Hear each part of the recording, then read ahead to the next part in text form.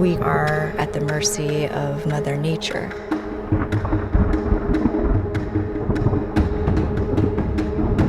An epic 100-year flood. It hit us so hard and so fast.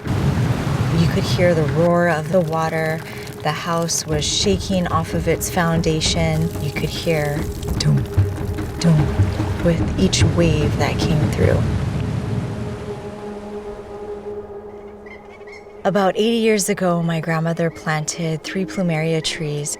Amazingly, that's what saved the farmhouse, because a huge 30-foot tree came down and it got caught on those plumeria trees. Had it not been for Grandma planting them, the entire house would have been swept away.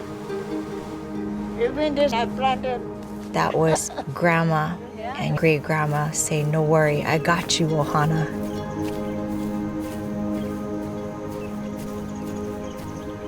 Grandpa. Our family farm is over 100 years old. I'm the 5th generation. We harvest by hand, and it is a lot of backbreaking work.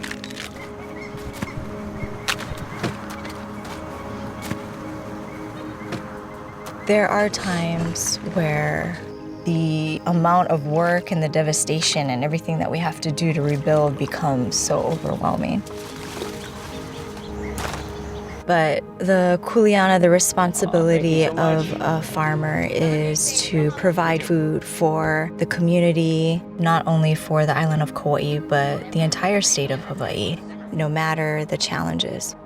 This right here, this is what we plant into the next field, and we plant this one step at a time. It's kind of like the huli, the seedling. You're passing the baton on to the next person. And you can plant that one right there.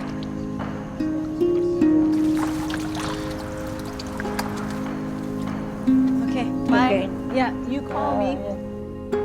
Everybody has sacrificed so much.